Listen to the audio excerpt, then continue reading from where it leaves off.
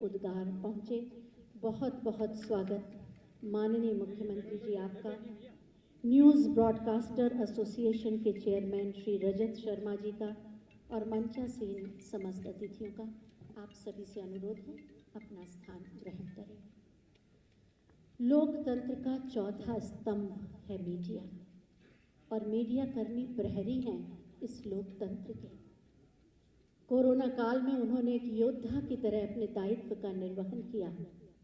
नियति के क्रूर हाथों ने उनमें से बहुत सारे हमारे साथियों को हमसे छीन लिया। हम आपके जख्म को नहीं भर सकते, आपने जो खोया उसे लौटा भी नहीं सकते, लेकिन ये विश्वास दे सकते हैं कि हम आपके साथ हैं। ये एक संवेदनशील सरकार है जो प्रतिबद्ध है हर हाल में आपके सपनों को पूरा करने के लिए।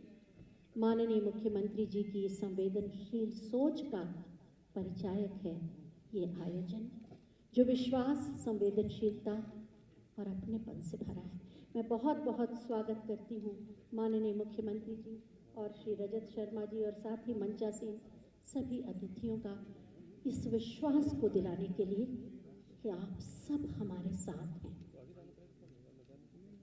और अब मैं अपर मुख्य सचिव सूचना श्री नवनीत सहगल जी से अनुरोध करूंगी कि अपनी बात कहें।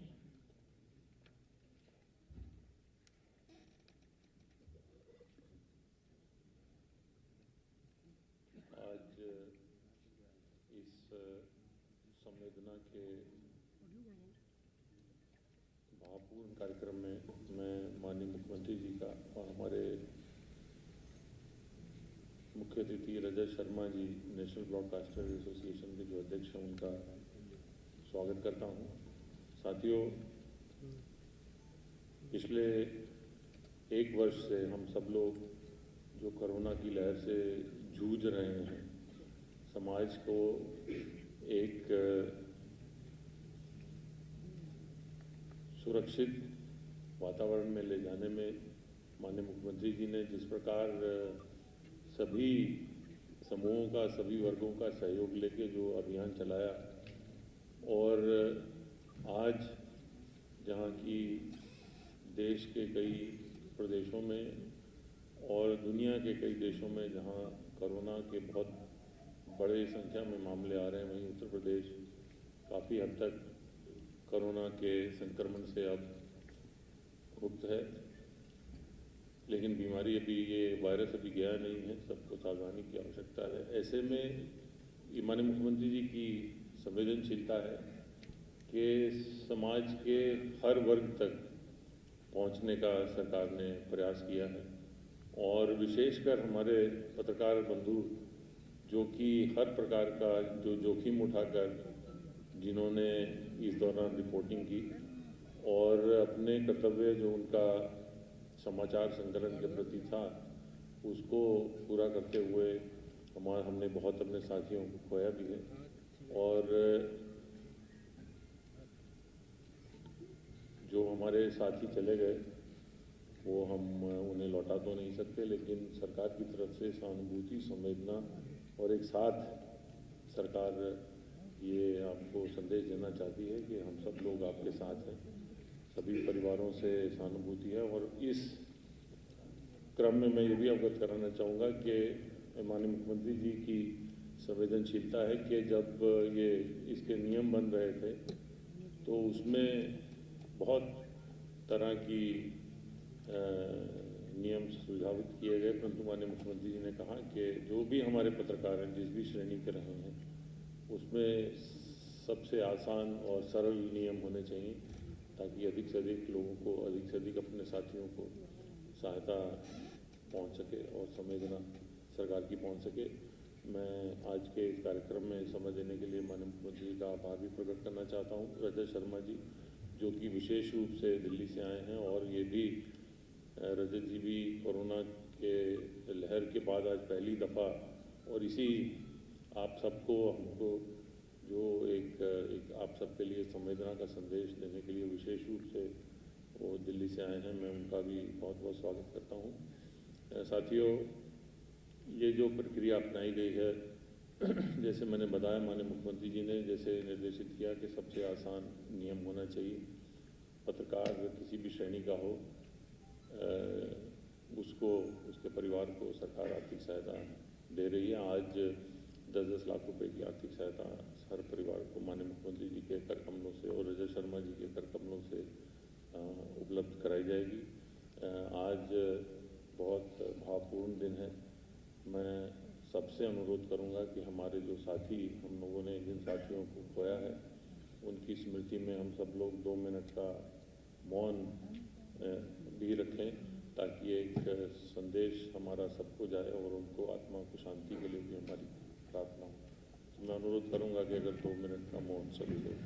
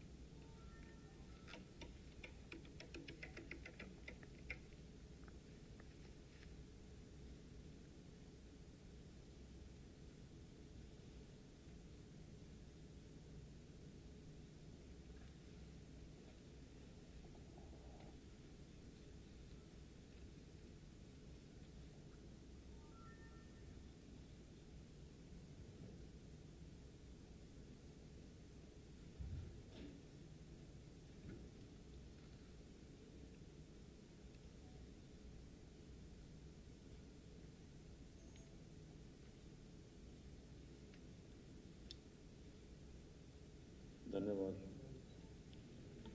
मैं इस अवसर पर सभी हमारे जो पत्रकार संगठन हैं, विशेषकर जो राज्य स्तरीय मान्यता प्राप्त संवाददाता समिति है, उसके सभी पदाधिकारियों का और जो हमारे अन्य सभी पत्रकार संगठन हैं, उनका भी मैं धन्यवाद करना चाहूँगा कि बहुत सारे ऐसे प्रकरण थे जो कि हमारी जानकारी में भी नहीं थे, उनके माध्यम से वो हमारी जानकारी में आए। और ऐसा संभव है कि अभी भी कुछ प्रार्थना पत्र हमारे पास देर से आए हों, तो धैर्य रखिए, वो सभी प्रत्येक प्रार्थना पत्र का निस्तारण होगा, सभी को सहायता उपलब्ध कराई जाएगी। मैं अनुरोध करूंगा।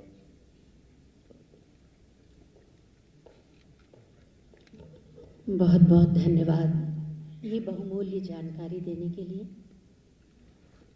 मौन ही वो भाषा है जो हमें परम से जोड़ती है, और इसी मौन में हमारी शुभेच्छाएं, मंगल कामनाएं और श्रद्धांजलि शामिल थी। मंच पर आसीन हैं न्यूज़ ब्रॉडकास्टर एसोसिएशन के चेयरमैन, एक जाना माना व्यक्तित्व। जैसा कि मुझे निर्देश हुआ है कि जो आर्थिक सहयोग की राशि का चेक आपको वितरित किया जाएगा, पहले उसे संपन्न कराया जाए। मैं माननीय मुख्यमंत्री जी और माननीय श्री रजत शर्मा जी से अनुरोध करूंगी कि वो वितरित करें। मैं इन सभी लोगों के नाम दे रही हूं। हमारे परिवार के ही आत्मीयजन गरिमा कुलश्रेष्ठ, उर्मिला चतुर्वेदी, चमन निगम, जुबैदा खातून और राधा अग्रवाल क्रमबद्ध होकर, पंक्तिबद्ध होकर मंच पर आ जाएं। गरिमा कुलश्रेष्ठ जी हिंदी दैनिक जागरण के प्रतिनिधि श्री पंकज कुलश्रेष्ठ जी हमारे बीच नहीं हैं और उन्हीं के परिवार के सदस्य। ये चेक नहीं है, ये विश्वास है कि हम आपके साथ हैं। उर्मिला चतुर्वेदी, दैनिक जागरण के श्री राकेश चतुर्वेदी जी जो दिवंगत हो गए, उनके लिए, उनके परिवार के सहयोग के लिए 10 लाख रुपए की धनराशि का ये चेक। अंग्रेजी दैनिक द पायनियर के श्री अंजनी कुमार निगम जी जो अब हमारे बीच नहीं, उनके परिवार के जन चमन निगम जी।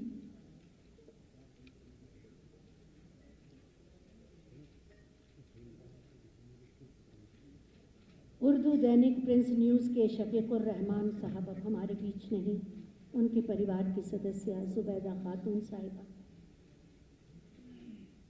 वास्तव में राशि कितनी है, 10 लाख राशि, इसका महत्व नहीं, एक संवेदनशील आश्वासन और विश्वास है कि आपके सपनों को पूरा करने में हम आपके साथ हैं।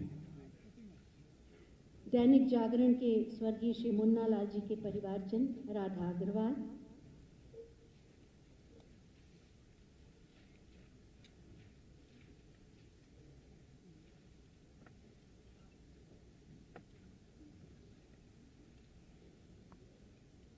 स्पष्ट आवाज की श्याम लला सिंह जी के परिवार की राजश्री सिंह जी,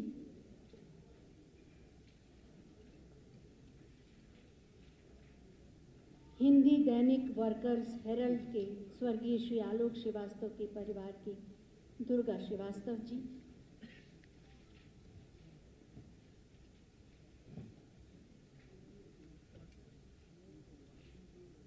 हिंदी दैनिक जागरण के अमी आधार निडर जी के परिवारजन कल्पना श्रीवास्तव जी,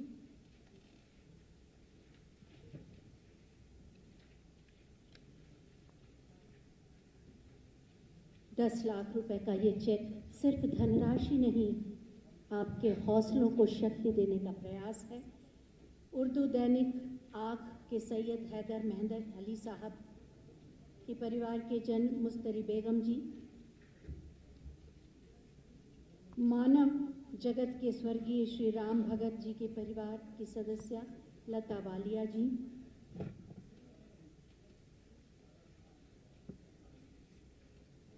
पहले मुस्तरी बेगम जी और उसके बाद लता वालिया जी,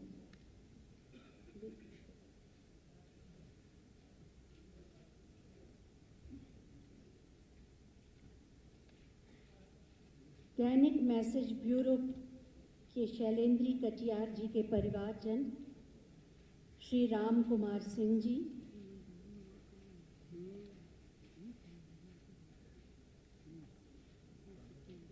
हम आपके साथ हैं, हम आपकी उम्मीद बनना चाहते हैं, आपके हृदय का साहस बनना चाहते हैं और उसी का प्रतीक है ये 10 लाख रुपए की धनराशि। हिंदी साप्ताहिक लालगंज टाइम्स की पुष्पलता शुक्ला के परिवारजन श्री केवल कुमार जी,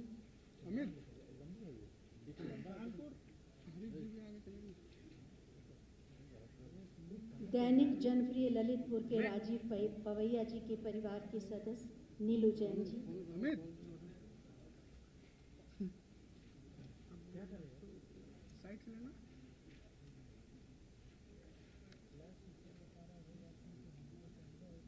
यूएनआई वार्ता लखनऊ के अनिल श्रीवास्तव जी के परिवार की सदस्य वंदना श्रीवास्तव जी,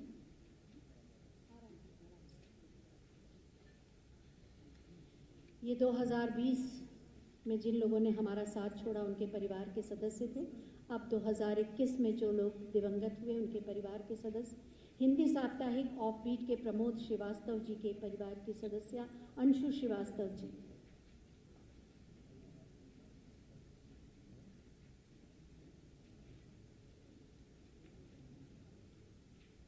बस अपने मन का हौसला बनाए रखें। ये एक संवेदनशील सरकार है और माननीय मुख्यमंत्री हमारे अभिभावक दीप रानी जी, हिंदी दैनिक आज के शिवनंदन साहू जी हमारे बीच में नहीं रहे, उनके परिवार की सदस्य, हर चेक में छुपी है भावनात्मक सोच, संवेदनशील सोच और एक विश्वास, हम साथ हैं। सच्चिदानंद गुप्ता जी, हिंदी दैनिक हैदरगढ़ की बात की डॉली गुप्ता जी, वरिष्ठ पत्रकार श्री हिमांशु जोशी जी के परिवार की सदस्य सुनीता जोशी जी,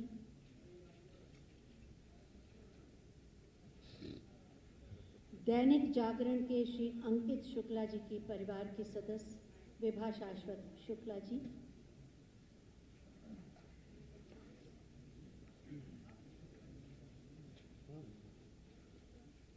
हिंदी साप्ताहिक अवामी तर्जुमान के रफ़ीकुर रहमान रशीदी जी के घर की फरहत राना,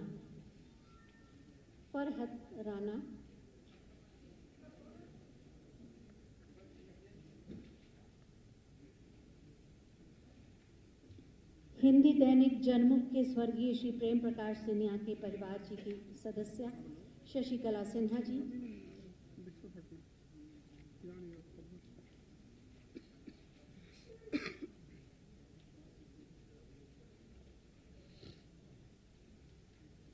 साप्ताहिक अनुभूति प्रवाह के स्वर्गीय श्री धीरेन्द्र धीर जी के परिवार के सदस्य अभिनीत सिंह जी,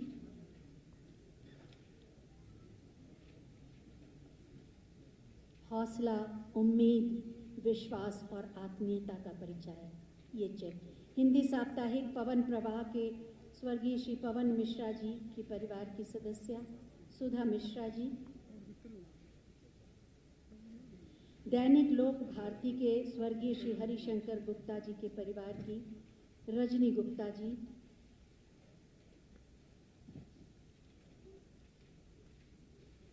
राष्ट्रीय सहारा के स्वर्गीय श्री राकेश श्रीवास्तव जी के परिवार की सदस्य ममता श्रीवास्तव जी,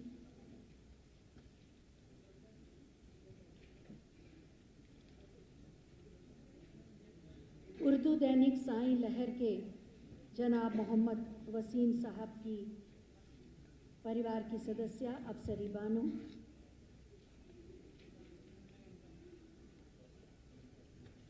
विश्वास रखें, हृदय को संभालें, हम आपके सपनों को टूटने बिखरने नहीं देंगे, ये विश्वास माननीय मुख्यमंत्री जी आपको जता रहे हैं। रिपब्लिक भारत के स्वर्गीय कुणाल श्रीवास्तव की परिवार की सदस्य प्रतिमा शुक्ला जी,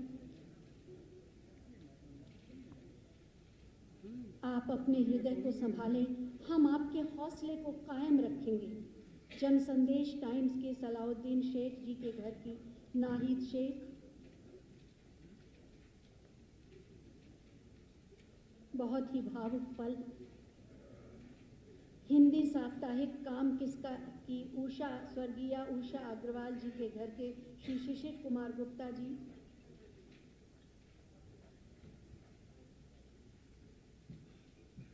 दैनिक लोक भारती के स्वर्गीय श्री राम नरेश तिवारी जी के घर की सदस्य प्रीति तिवारी जी,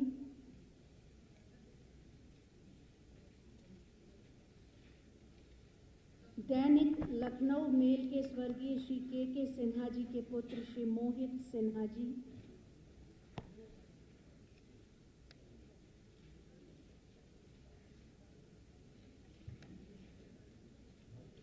हिंदी साप्ताहिक नगर छाया के स्वर्गीय श्री अरुण कुमार पांडे जी के घर की सदस्य ममता पांडे जी,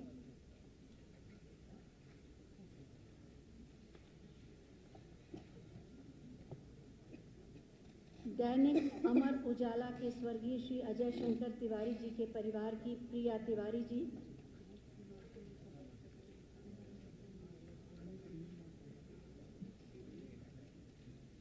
हिंदी दैनिक मान्यवर के स्वर्गीय श्री ओम प्रकाश जायसवाल के परिवार की सदस्य गायत्री देवी जी,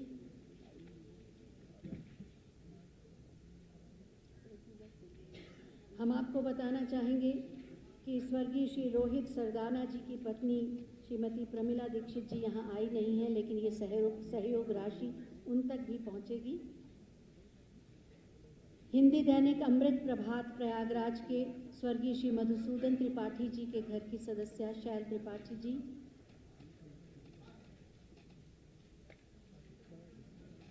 हिंदी साप्ताहिक अनुपम बस्ती की श्रीमती सुशीला देवी जी के घर के उनके पुत्र सतीश मानव जी,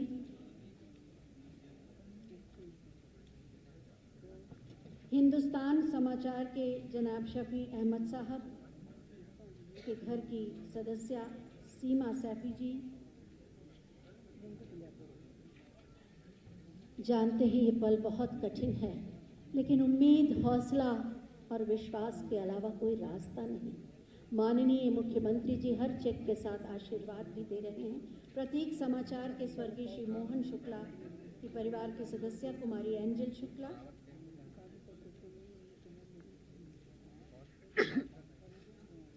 टाइम्स ऑफ इंडिया के स्वर्गीय श्री सुभाष मिश्रा के घर की सदस्य संध्या मिश्रा जी,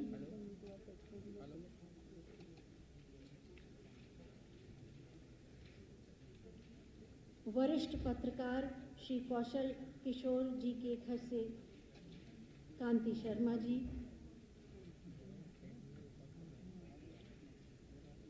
उर्दू दैनिक अवधनामा के जनाब वकार मेहदी साहब के सुपुत्र Syed Mohammad ours,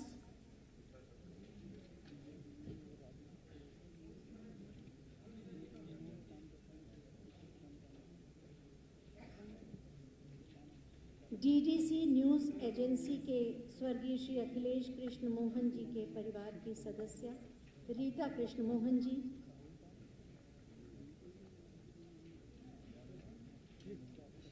news one India channel के स्वर्गीय श्री अमरेंद्र सिंह जी, पंकज सिंह जी उनके स्थान पर लेंगी। हिंदी दैनिक वहीद भारत टाइम्स के सैयद गुफरान मियाँ के घर से सायमा भी,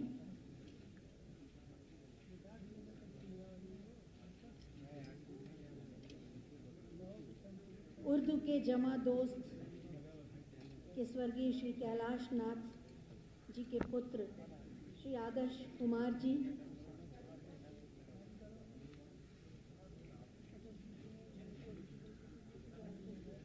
स्वराज्य टाइम्स के स्वर्गीय श्री अजय शर्मा जी की माता श्रीमती मृदु शर्मा जी। हम सब आपके साथ हैं, आपके सपनों को हम मरने नहीं देंगे। विश्वास रखिए, माननीय मुख्यमंत्री जी का आशीर्वाद है आपके साथ। हिंदी दैनिक सीधा संवाद के स्वर्गीय श्री रवि प्रकाश अवस्थी जी के लिए रेखा अवस्थी जी, हिंदी दैनिक प्रकाश टाइम्स बस्ती के स्वर्गीय श्री अंकित श्रीवास्तव जी के लिए अलंकृता श्रीवास्तव जी,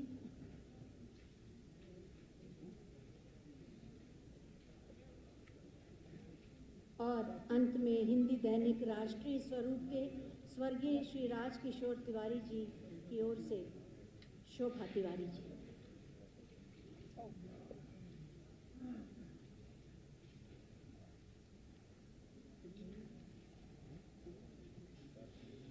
वास्तव में ये चेक नहीं है, बस एक संवेदनशील प्रयास है आपको आश्वस्त करने का कि माननीय मुख्यमंत्री जी के रहते, इस संवेदनशील सरकार के रहते आपके सपने टूटने नहीं पाएंगे, आपका हृदय बिखरने नहीं पाएगा।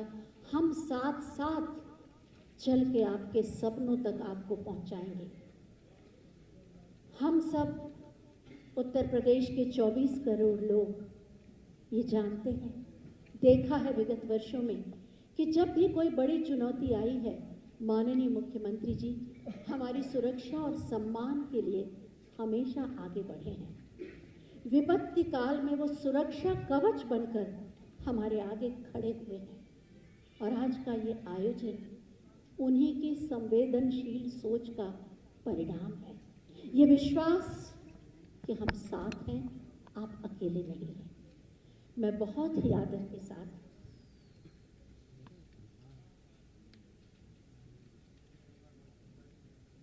माननीय मुख्यमंत्री जी को आमंत्रित करने से पहले मंच पर आसीन न्यूज़ ब्रॉडकास्टर एसोसिएशन के चेयरमैन और एक जानी मानी शख्सियत आदरणीय श्री रजत शर्मा जी से अनुरोध करूंगी कि आज के इस मौके पर अपने दिल के उद्गार हमसे साझा करें।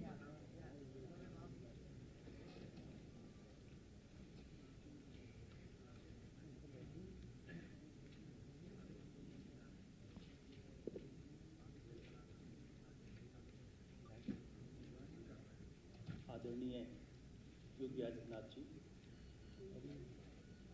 मंच पर आसीन अधिकारीगण, भाइयों और बहनों,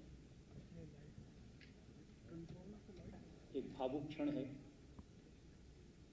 सबसे पहले तो मैं संवेदना व्यक्त करना चाहता हूं उन सब शोक संतप्त परिवारों के प्रति जिन्होंने कोरोना के प्रकोप से अपनों को खोया। श्रद्धांजलि देना चाहता हूं सब पत्रकारों भाइयों और बहनों को जिन्होंने इस कोरोना के काल की वजह से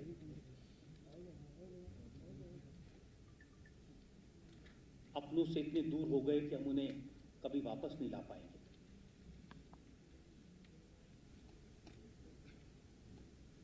मैं उत्तर प्रदेश के मुख्यमंत्री योगी आदित्यनाथ जी का बहुत आभार व्यक्त करना चाहता हूं कि उन्होंने शोक में डूबे इन परिवार के लोगों की चिंता की, उनके बारे में विचार किया और धन्यवाद देना चाहता हूं कि उन्होंने न्यूज़ ब्रॉडकास्टर्स एसोसिएशन की तरफ से मुझे इस नेक काम में शिरकत करने का मौका दिया। असल में जीवन में कुछ ऐसे क्षण होते हैं जब शब्द कम पड़ जाते हैं, जब दर्द इतना ज्यादा होता है कि उसे अभिव्यक्त करना संभव नहीं होता। और कोरोना काल के आरंभ से ही ये स्थिति रही। मुझे याद है जिस समय लॉकडाउन लगाया गया, सब लोग अपने घरों में बंद थे, लेकिन हमारे रिपोर्टर्स, हमारे कैमरा पर्सन, अखबारों से, ब्रॉडकास्ट मीडिया से, डिजिटल मीडिया से, सब लोग सड़कों पर थे, लोगों को जागरूक करने के काम में लगे थे। वो ऐसा समय था जिसमें लोगों को कोरोना के बारे में ज़्यादा जानकारी नहीं थी।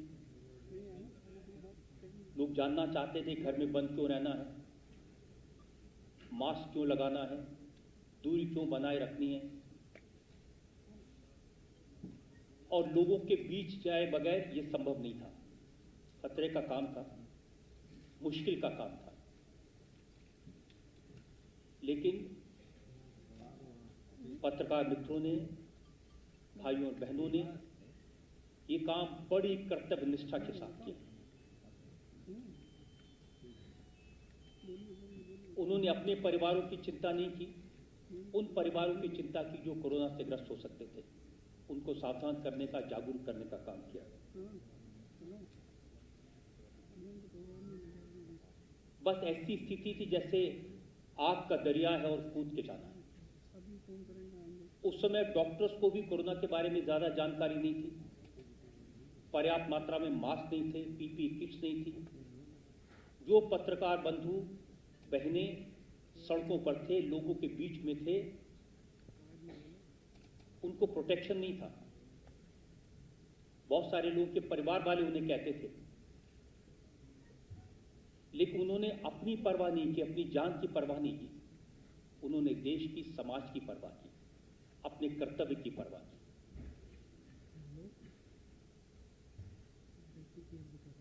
आपको याद होगा कि जिस समय कोरोना का काल शुरू हुआ, एक स्टेज ऐसी आई जब लोगों ने लापरवाही करना शुरू किया, प्रोटोकॉल का पालन नहीं करते थे, बाजारों में भीड़ देखी, मंडियों में भीड़ देखी। उस समय भी हमारे रिपोर्टर्स, हमारे कैमरा पर्सन लोगों के बीच में गए। ये बहुत खतरे का काम था। उन्हें भी इन्फेक्शन हो सकता था, उनका इन्फेक्शन उनके परिवार वालों तक आ सकता था। लेकिन उस समय सबको लगा कि नहीं, लोगों को जगाने के लिए, लोगों को सवाल पूछने के लिए, लोगों को चैलेंज करने के लिए ये काम जरूरी है। कितने सारे ऐसे उदाहरण हैं जब लोगों के बीच जब पत्रकार बंधु गए तो उन्हें कहीं कहीं गालियां सुननी पड़ी, कहीं कहीं पत्थर खाने पड़े। लोग उनसे पूछते थे, आप कौन होते हैं हमसे पूछने वाले, आप कौन होते हैं हमें कहने वाले कि भीड़ मत लगाइए। लेकिन पूरे देश में, चाहे वो ब्रॉडकास्ट के जर्नलिस्ट हों, चाहे वो प्रिंट के जर्नलिस्ट हों, चाहे डिजिटल मीडिया के जर्नलिस्ट हों, जिसको जहां मौका मिला उन्होंने सिर्फ रिपोर्टिंग नहीं की, लोगों को समझाने का काम किया, लोगों की बातों का बुरा नहीं माना। और फिर आप जानते हैं कि ऐसी स्टेज आई जब पूरे देश में हाहाकार मचा था। हॉस्पिटल में बेड्स की कमी थी, ऑक्सीजन की कमी थी, संख्या इतनी ज्यादा थी कि कोई भी व्यवस्था इतने सारे लोगों को हैंडल करने के सक्षम नहीं थी। लेकिन तो भी जगह जगह प्रशासन ने, और खासतौर में उत्तर प्रदेश का जिक्र करना चाहूंगा, जिस क्षमता के साथ, जिस शक्ति के साथ उस स्थिति को हैंडल किया, शायद जो नुकसान हुआ बहुत ज्यादा हो सकता था। लेकिन उस स्थिति में हमारे रिपोर्टर्स ने, कैमरा पर्सन्स ने लोगों के दुख को सरकारों तक पहुंचाया। क्या कमी थी, क्या तकलीफ थी, क्या परेशानी थी, उसको लोगों तक पहुंचाया। कई बार तो ऐसी स्थिति थी कि पत्रकारों को, रिपोर्टर्स को, कैमरा पर्सन्स को पीपी किट पहन के हॉस्पिटल में जाना पड़ा ताकि हॉस्पिटल के भीतर की क्या हालत है उसके बारे में लोगों को सही जानकारी दे सके। जो लोग कोरोना के मरीज से हॉस्पिटल के अंदर थे, परिवार वाले जा नहीं सकते थे। हमने तो हमेशा अपने देश में ये परंपरा देखी कि कोई एक व्यक्ति बीमार होता है तो 4 लोग, मित्र, परिवार वाले उसके पास जाते हैं, लेकिन ये अजीब परिस्थिति थी। तो परिवार वाले हॉस्पिटल के अंदर कैसी हालत है ये जान पाएं, उनके परिजनों को ट्रीटमेंट ठीक से मिल रहा है उसके बारे में जान पाएं, इसकी जानकारी देने के लिए cameraman, camera persons, reporters hospital के भीतर गए, स्थिति को बयान किया। ये बहुत खतरे का काम था। और फिर आप जानते हैं ऐसी स्थिति आई जब बड़ी संख्या में हमारे पत्रकार भाई और बहन वो संक्रमित हुए, उनके परिवार के लोग संक्रमित हुए। और मैं गर्व से आज कह सकता हूं कि इतना संक्रमण होने के बाद भी, परिवार वाले परेशान होने के बाद भी उन्होंने अपना काम नहीं छोड़ा।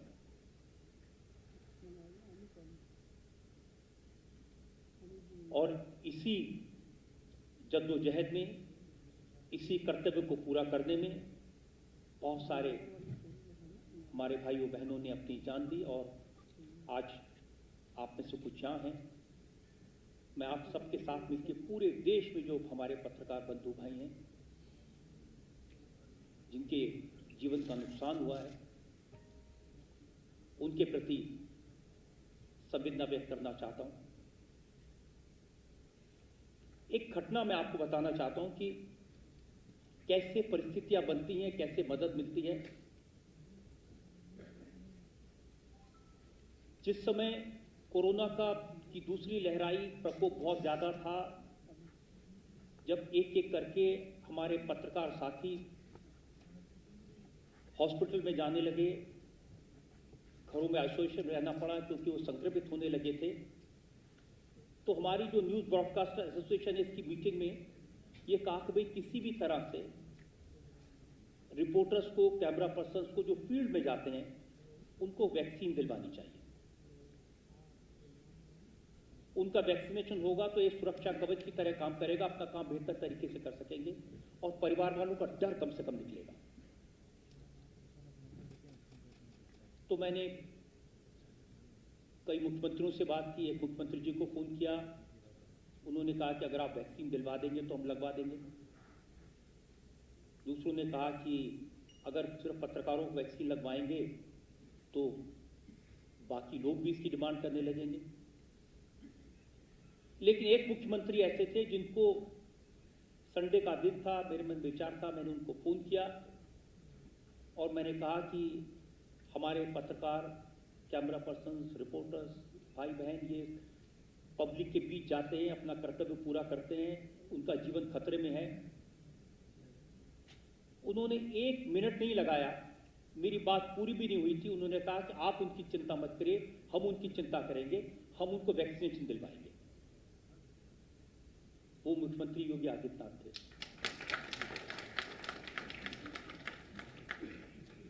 उन्होंने खुद पर्सनली इंटरेस्ट लेके नोएडा में पत्रकार बंधुओं के लिए कैंप लगवाया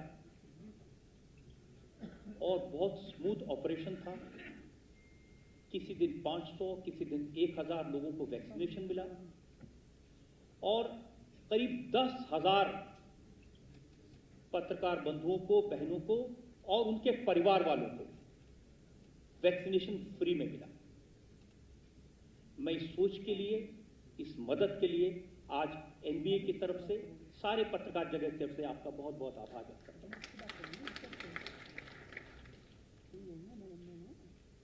इसके बाद एक और समस्या है, जब हमें ये समाचार मिलने लगे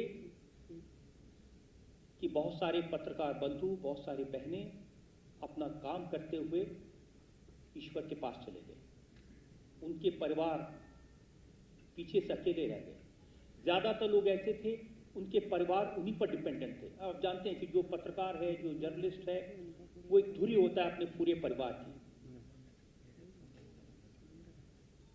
मेरे मन में एक दिन ये विचार आया कि मैं योगी जी को फ़ोन करूं, उनसे बात करूं कि क्या हम ऐसे लोगों की मदद कर सकते हैं।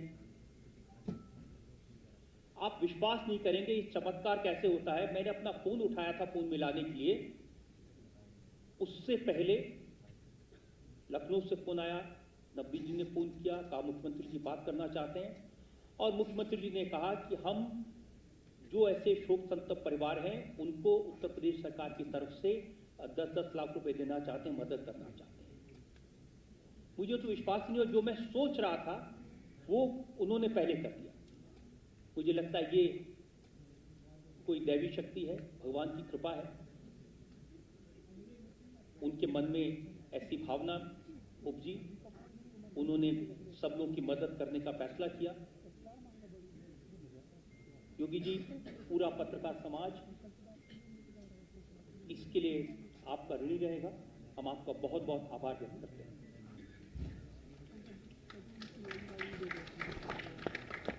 और मित्रों, जैसा बार बार कहा गया इस मंच से, ये 10 लाख रुपए की राशि सिर्फ एक सिंबल है, टोकन है भावनाओं का, विश्वास का। और ये एक सिलसिला शुरू हुआ है, आगे भी जहां भी जैसे भी मदद कर पाएंगे उसका प्रयास हम लगातार करते रहेंगे। कोरोना अभी खत्म नहीं हुआ है, ये संकट टला नहीं है, ये लड़ाई अभी जारी है।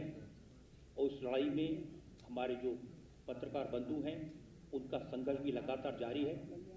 मैं सिर्फ इतना कहना चाहता हूं कि सिर्फ हम देश को जगाने का काम करते रहें, अपने इस कर्तव्य में लगे रहें, लोगों को समझाते रहें कि मास्क पहनना क्यों ज़रूरी है, लोगों को समझाते रहें कि दूरी बनाए रखना क्यों ज़रूरी है, लोगों को समझाते रहें कि वैक्सीन लगवाना कितना ज़रूरी है, लोगों को बताएं कि वैक्सीन लगवाना सिर्फ इस संक्रमण से बचने के लिए नहीं है, ये देश को नॉर्मल स्थिति में लाने के लिए ज़रूरी है, ये देश के विकास के लिए ज़रूरी है। और मुझे पूरा विश्वास है हमारे इस काम में, हमारे इस संघर्ष में हमें योगी आदित्यनाथ जी का सपोर्ट, उनका आशीर्वाद मिलता रहेगा। बहुत बहुत धन्यवाद।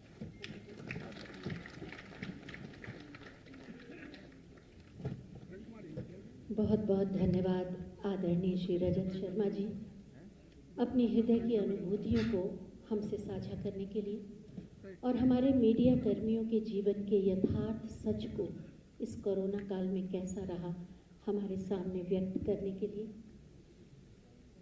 हमारी पीड़ाओं की चिंता करते हैं माननीय मुख्यमंत्री जी, हमारे हर दर्द को समझते हैं माननीय मुख्यमंत्री जी, हमारे सपनों की सुरक्षा और सम्मान के लिए प्रतिबद्ध हैं माननीय मुख्यमंत्री जी। और इसीलिए हम सबको विश्वास है कि उनका होना हमारे लिए एक सुरक्षा कवच के समान है। मैं बहुत ही आदर के साथ माननीय मुख्यमंत्री जी से अनुरोध करूंगी कि आज के इस अवसर पर अपने हृदय के उद्गार व्यक्त करें।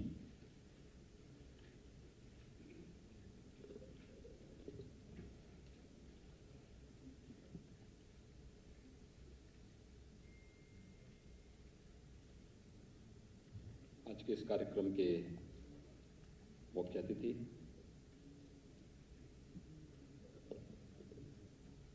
न्यूज ब्रॉडकास्टर एसोसिएशन के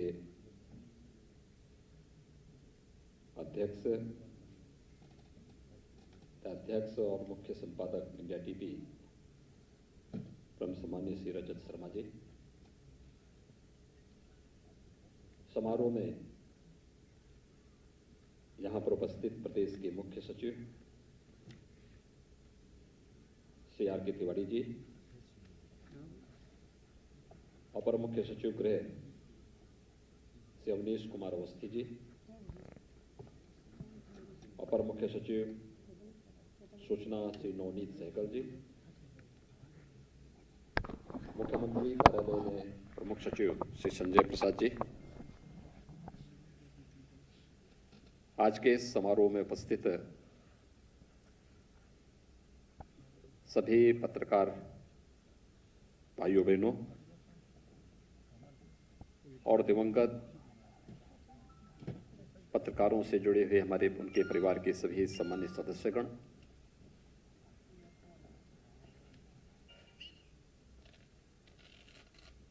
मैं सबसे पहले आभार व्यक्त करता हूं माननीय श्री रजत शर्मा जी का, जिन्होंने आज का अपना समय प्रदेश की राजधानी में आज के इस समारोह के लिए हमें उपलब्ध कराया है। हम सबके लिए यह एक ऐसा क्षण है जब मीडिया जगत से जुड़े हुए उन सभी दिवंगत आत्माओं के प्रति जिन्होंने कोरोना कालखंड में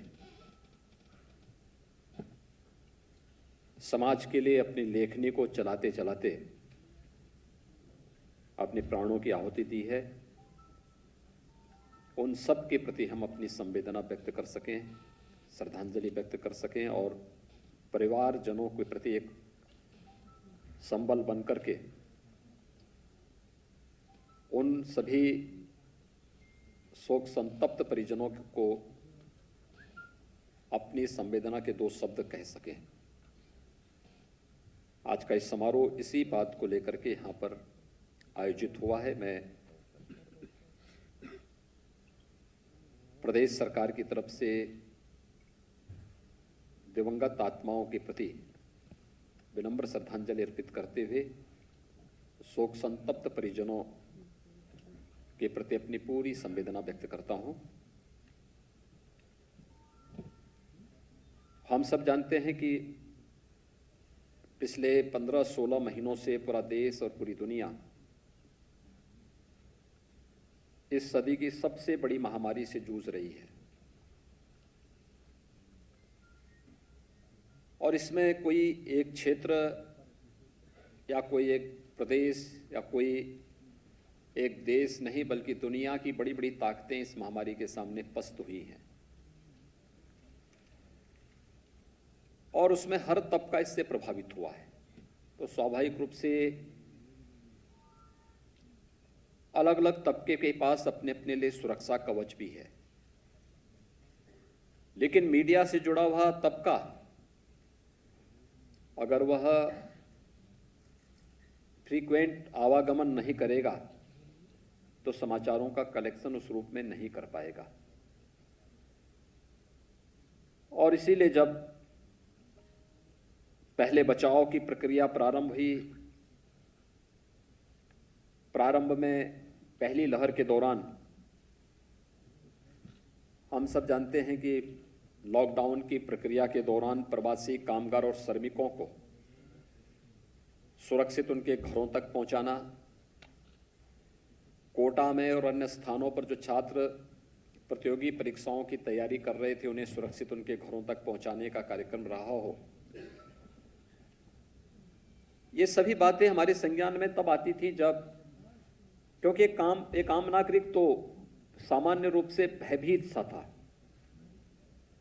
उसके मन में एक अदृश्य आशंका सी जन्म ले रही थी, पता नहीं क्या होगा, कैसे होगा।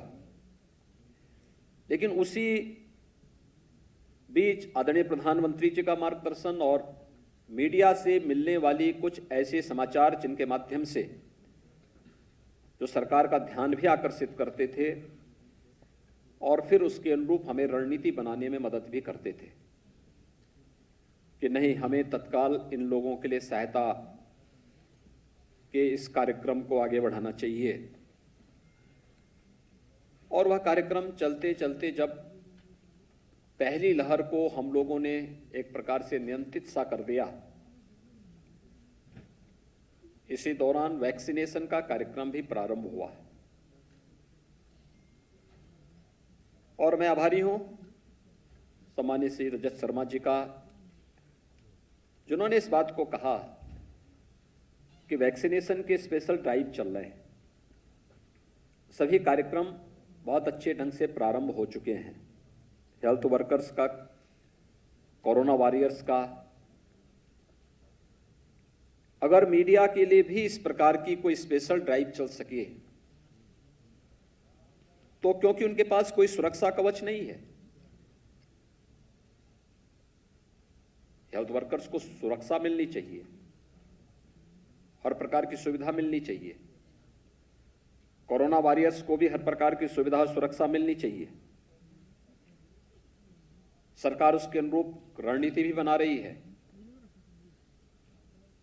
लेकिन यह लोकतंत्र का जो एक सजग प्रहरी के रूप में मीडिया जगत से जुड़े हुए जो बंधुगण कार्य कर रहे हैं, उनके पास कुछ भी नहीं है।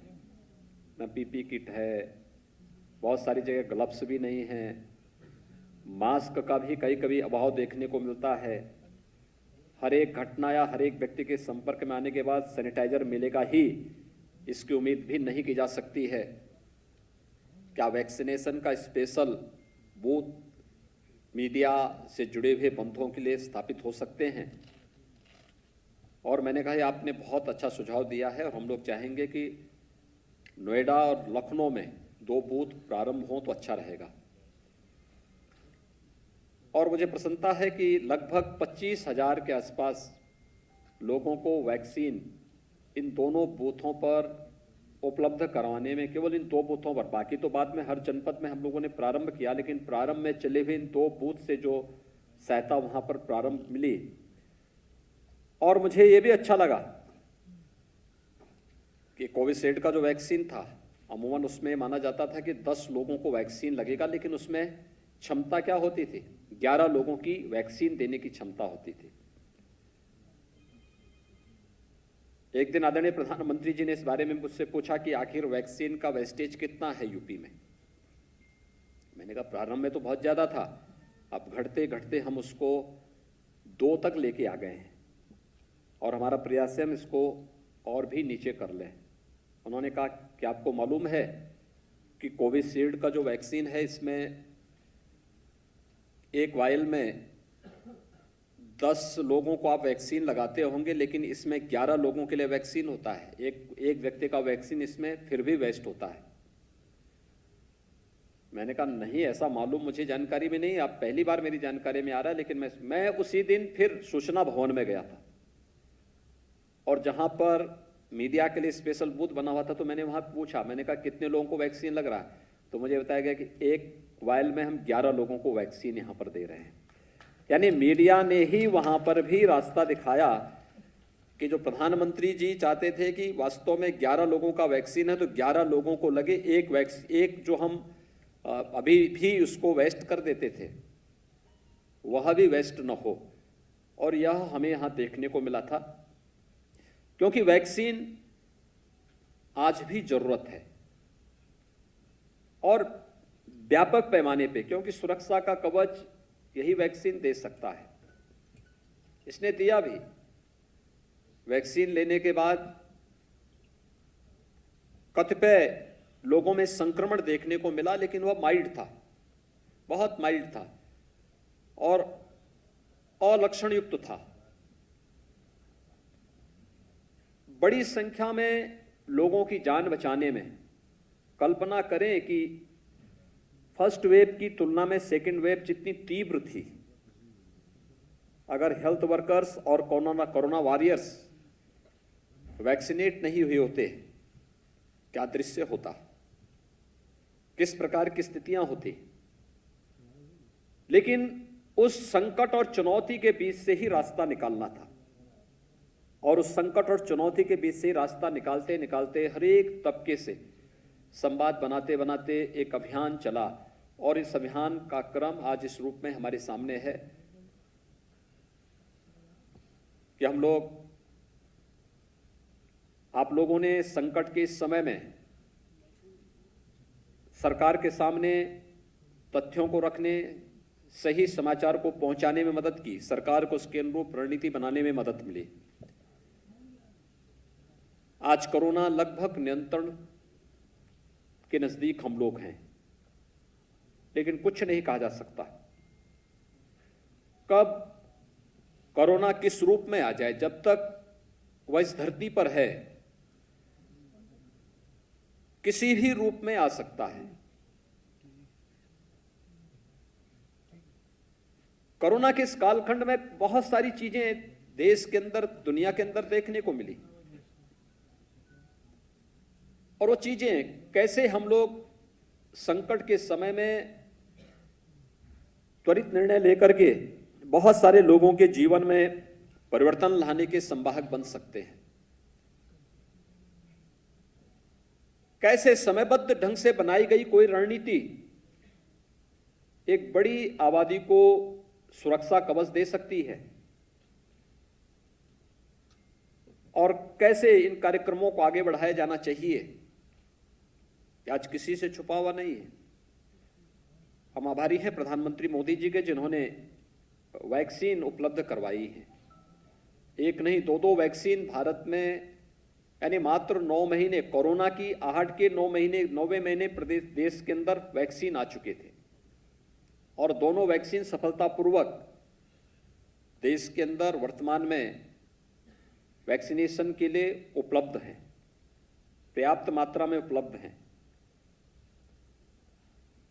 वैक्सीनेशन का एक कार्यक्रम पूरे देश के अंदर जिस गति से चल रहा है, आने वाले समय में देश की एक बड़ी आबादी को यह एक सुरक्षा कवच उपलब्ध कराएगा। लेकिन अनुमान करिए, जब हमारे पास मार्च 2020 में कोविड का पहला मामला आया था, कानपुर में इटली के व्यापारी आए थे और उनके माध्यम से संक्रमण यहां फैला था, और इसके बाद एक आशंका जन्म लेने लग गया क्या होगा, क्योंकि तब हमारे पास सैंपल टेस्टिंग की कोई व्यवस्था उत्तर प्रदेश में नहीं थी। उसके अगले ही दिन नोएडा में भी कुछ मामले आ गए, और फिर क्या होगा, हम लोगों ने सैंपल लिए और सैंपल लेने के बाद उन्हें NIV पुणे हमें भेजना पड़ा था। NIV पुणे से पॉजिटिव की पुष्टि होने के साथ ही हमें अब इनका उपचार कैसे हो, क्योंकि तब होम आइसोलेशन की कोई सुविधा नहीं थी, कोई व्यवस्था भी नहीं थी, तो हमें दिल्ली सफदरजंग हॉस्पिटल में उन्हें भेजना पड़ा था। लेकिन भारत सरकार के सहयोग से समाज के विभिन्न तबके के लोगों ने भी जो हमें सहयोग किया, आज हम लोग प्रतिदिन 4 लाख टेस्ट प्रतिदिन करने की क्षमता प्रदेश के अंदर विकसित कर चुके हैं। 4 लाख टेस्ट कोविड के प्रतिदिन हम लोग कर सकते हैं। देश के अंदर टेस्टिंग में उत्तर प्रदेश आज नंबर 1 पर है, यानी हम लोगों ने लगभग अब तक 6.5 करोड़ से अधिक लोगों के टेस्ट संपन्न किए हैं। बेड्स हमारे पास प्रारंभ में नहीं थे, और जब प्रारंभ में प्रधानमंत्री जी ने पूछा कि कितने ऐसे जनपद होंगे जिसमें एक भी वेंटिलेटर नहीं है, तो प्रदेश में हमारे 36 जनपद ऐसे थे जहां एक भी वेंटिलेटर नहीं था। आज सभी 75 जनपदों में हम लोगों ने ICU बेड दिए हैं, वेंटिलेटर उपलब्ध कराए हैं। जितने डॉक्टर्स हैं, पैरामेडिक्स हैं, टेक्नीशियंस हैं, हाउसकीपिंग स्टाफ है, इन सब की ट्रेनिंग भी पूरी करते हुए हमारे पास पर्याप्त मात्रा में बेड्स मौजूद हैं। आपने देखा होगा सेकेंड वेव के दौरान जब दिल्ली के अंदर स्थिति अनियंत्रित सी हो गई थी, तो नोएडा, गाजियाबाद, मेरठ, बुलंदशहर, हापुड़, मुजफ्फरनगर, सहारनपुर, मुरादाबाद, ये सभी जनपदों में एक बड़ी संख्या में दिल्ली से जुड़े हुए पेशेंट अपना उपचार करते हुए दिखाई दे रहे थे। एक बार यहां से कुछ लोगों ने कहा कि मैंने कहा भी नहीं, आपके पास बेड उपलब्ध है तो हर एक व्यक्ति को उपचार उपलब्ध करवाइए। और उपचार उपलब्ध कराना ये एक मानवीय सेवा है, एक ईश्वरीय सेवा है। उस व्यक्ति को कष्ट जरूर है, लेकिन ये अपना सौभाग्य मानिए कि इसी बहाने आपको ईश्वर एक अवसर दे रहा है सेवा करने का। मित्रों, हम लोगों ने इस दौरान अपने कई साथियों को खोया है, अलग अलग सेक्टर के। उसमें राजनेता भी हैं, उसमें नौकरशाह भी हैं, उसमें समाज जीवन के विभिन्न क्षेत्रों में कार्य करने वाले विभिन्न विभूतियां भी हैं, और उसमें हमारे मीडिया से जुड़े हुए भी विभिन्न तबके से जुड़े हुए, मीडिया से जुड़े हुए हमारे रिपोर्टर, पत्रकार, बहुत सारी जगह संपादक, सह संपादक, अलग अलग कैटेगरी से जुड़े हुए, मीडिया से जुड़े हुए बंधुगण भी इसकी चपेट में आए। उन सभी शोक संतप्त परिजनों के प्रति संवेदना व्यक्त करने के साथ साथ उनके प्रति संवेदना के साथ सरकार का एक संबल जब खड़ा होता है, समाज उनके साथ जब खड़ा होता है, ये सच है कि हम जो दिवंगत हुए हैं उनकी पूर्ति नहीं कर सकते, उनकी कमी की पूर्ति कभी नहीं हो सकती, लेकिन समाज का सपोर्ट उनके लिए एक संबल होता है, उन्हें आगे बढ़ने के लिए, चुनौतियों से जूझने के लिए एक प्रेरणा होती है, और उस संबल के रूप में समाज को खड़ा होना होगा, पूरे समाज को खड़ा होना पड़ेगा एक साथ। और इसीलिए सरकार ने समय समय पे अलग अलग कार्यक्रम और घोषणाएं भी की, जैसे जो बच्चे अनाथ हो गए थे इस दौरान, उन लोगों के लिए भी हम लोगों ने मुख्यमंत्री बाल सेवा योजना प्रारंभ की। ऐसे परिवारों को, ऐसे बच्चों को जिन्होंने अपने माता पिता दोनों को खोया है, लगभग 200 के आसपास ऐसे बच्चे थे, उन बच्चों की व्यवस्था, उनके लिए स्कॉलरशिप की व्यवस्था, उनकी पढ़ाई की व्यवस्था, जिन बच्चों ने अपने किसी एक लीगल गार्जियन को खोया है कोरोना के दौरान भी, चाहे वह कोविड हो, नॉन कोविड हो, उन सब के लिए भी सरकार ने एक व्यवस्था प्रारंभ की, और उन सभी लोगों को सहयोग देने के साथ साथ उनकी आगे की व्यवस्था भी सरकार निभा रही है। निराश्रित हुई महिलाओं के लिए भी सरकार एक नई योजना के साथ आ रही है, और आज यहाँ पर पत्रकार मित्रों के साथ इस दौरान जिस प्रकार की चीज़ें घटित हुई, सामान्य जीवन में हम लोग अपने अपने फील्ड में काम करेंगे। मीडिया का काम है समाज के एक सजग प्रहरी के रूप में सरकार का ध्यान ज्वलंत मुद्दों की ओर आकर्षित करना, और कार्य मीडिया अपने तरीके से अपनी भाषा में अपने अनुरूप करती है। मैं आभारी हूं माननीय रजत शर्मा जी का कि आज उन्होंने अपना समय दिया है, और मीडिया से जुड़ी हुई उन समस्याओं के बारे में निरंतर उनका सहयोग सरकार को प्राप्त होता है, उनके सुझाव प्राप्त होते रहते हैं कि सरकार को इन सभी संस्थाओं के प्रति किस तरीके से समन्वय स्थापित करते हुए, बिना किसी एक दूसरे की सीमाओं का अतिक्रमण करते हुए, अगर हम संवाद के माध्यम से इन समस्याओं के प्रति समाधान का रास्ता निकाल सकेंगे तो वास्तव में उसका लाभ समाज के एक अंतिम व्यक्ति पर बैठे हुए व्यक्ति को ही प्राप्त होने वाला है, जो एक बहुत तन्मयता के साथ देखता है क्या क्या कोई मेरे लिए भी सोच रहा है। और वह मीडिया भी उसी मीडिया का भी लक्ष्य वही है। हम अपने अपने अलग अलग पक्ष में जब कार्य करते हैं तो कहीं न कहीं समाज, कहीं न कहीं राष्ट्र हमारी इस ध्येय का हिस्सा होता है और उस अभियान का हिस्सा होता है। और स्वयं सामान्य श्री रजत शर्मा जी ने मीडिया के सामने अपने कुछ मानक और कुछ आदर्श भी गढ़े हैं।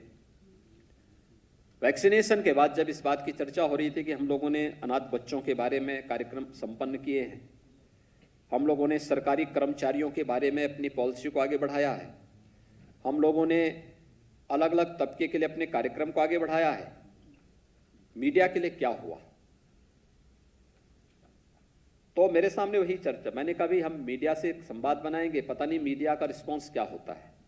एक, क्या इसके बारे में हम लोग चर्चा करें? तब मेरे सामने नाम आया, मैंने कहा भी हम लोग सम्मानित श्री रजत शर्मा जी से संवाद बनाएंगे, उनसे एक बार पूछेंगे क्या इसमें हो सकता है।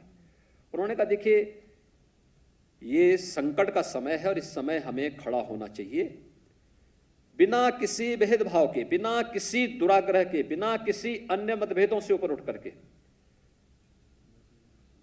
यह समय खड़ा होने का है। और फिर समय तय हुआ। आज उन्होंने अपना समय दिया यहाँ पर। आज वे यहाँ पर उपस्थित, व्यक्तिगत रूप से उपस्थित हुए हैं।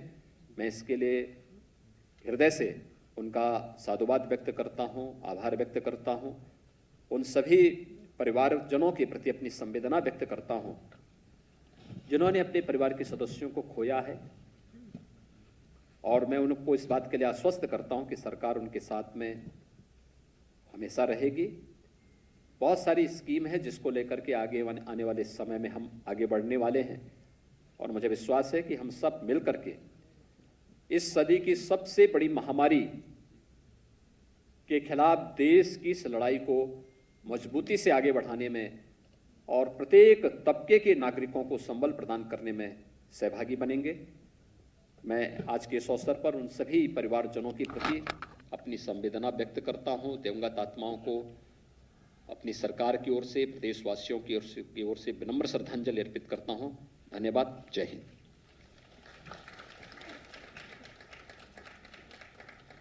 बहुत बहुत धन्यवाद माननीय। आपने एक और संबल दिया चुनौतियों का सामना करके आगे बढ़ने के लिए। सचमुच हम सब आभारी हैं अपने सभी आत्मीयजनों के जो हमारे आमंत्रण पर यहाँ आए। अंत में हम आप सभी के प्रति आभार व्यक्त करने के लिए प्रमुख सचिव मुख्यमंत्री श्री संजय प्रसाद जी से अनुरोध करूंगी कि अतिथियों के प्रति आभार व्यक्त करें।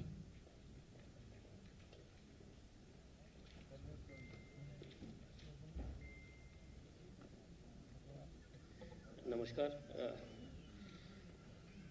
पिछला कुछ समय हमारे प्रदेश के लिए और हमारे देश के लिए बहुत ही कठिन समय रहा है। हम सब लोग इस बात से अच्छी तरह से परिचित हैं। हम सब लोगों ने, कई लोगों ने अपनों को खोया है, अपने निकट परिजनों को खोया है। उन सभी लोगों के प्रति हमारे हृदय में पीड़ा है, संवेदना है। माननीय मुख्यमंत्री जी ने जो इस प्रदेश के 24 करोड़ जनता की सेवा का जो संकल्प लिया और जिस तरह से पिछले 2 वर्षों से जिस तरह से डट करके जो कोरोना के विरुद्ध जो लड़ाई लड़ी जा रही है इस प्रदेश में, इससे हम और आप बहुत अच्छी तरह से परिचित हैं।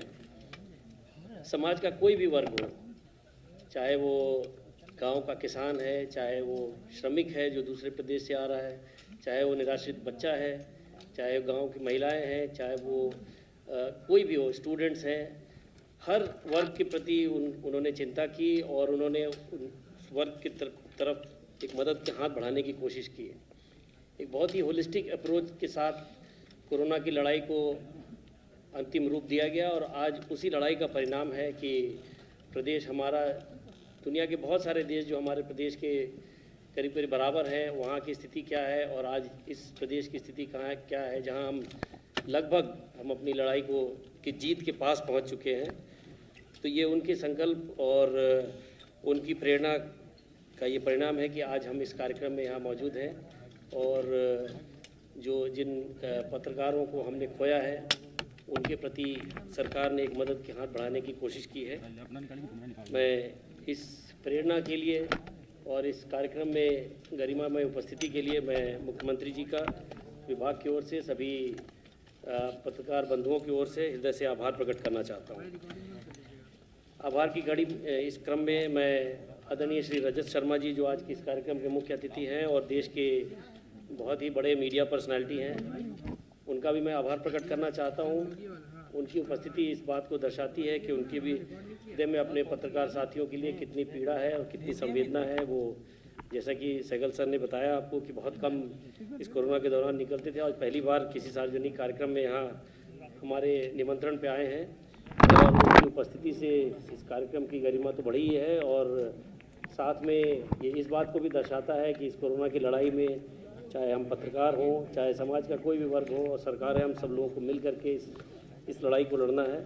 आपका मैं पुनः इस उपस्थिति के लिए मैं आभार प्रकट करना चाहता हूँ। मैं आभार प्रकट करना चाहता हूँ उन परिवारों का जो इस संकट की घड़ी में भी, दुख के क्षण में भी आप हमारे बुलावे पे आप यहाँ आए ये सरकार ने जो मदद कहाँ बढ़ाया और माननीय मुख्यमंत्री जी ने अपने संबोधन में और भी बताया, आपको आश्वस्त किया कि आने वाले समय में भी हम सरकार आपके साथ खड़ी रहेगी। आप इस कार्यक्रम में उपस्थित हुए, हम बहुत बहुत आभारी हैं आपके। मैं आभार प्रकट करना चाहूँगा माननीय मुख्य सचिव महोदय का, माननीय अपर मुख्य सचिव गृह महोदय का, माननीय अपर मुख्य सचिव सूचना महोदय का, कि उनकी गरिमा एवं उपस्थिति से इस कार्यक्रम की शोभा बढ़ी है। मैं आभार प्रकट करना चाहूँगा अपने सूचना निदेशक जी का और हमारे तीनों सम्मानित मीडिया सलाहकार जी का, जिलाधिकारी लखनऊ का, और अंत में जिनके लिए ये कार्यक्रम आयोजित किया गया है उनके प्रतिनिधि जो हमारे राज्य मान्यता प्राप्त पत्रकार समिति के माननीय सदस्यगण हैं, अन्य सभी जो संगठन जो पत्रकारों का प्रतिनिधित्व करते हैं, उनके सभी सम्मानित प्रतिनिधिगण यहाँ मौजूद हैं। उन सभी लोगों का मैं आभार प्रकट करना चाहता हूँ और धन्यवाद देना चाहता हूँ। जय हिंद। बहुत बहुत धन्यवाद आप सभी का। ये आयोजन अब संपन्न होता है। बस एक अनुरोध है आप सभी से कि यहाँ से जाएं तो एक विश्वास लेकर जाएं कि आप अकेले नहीं हैं, आपको किसी तरह की कोई कमी नहीं होने दी जाएगी। आप सभी के लिए भोजन की व्यवस्था है, लंच पैकेट्स बाहर हैं, उसे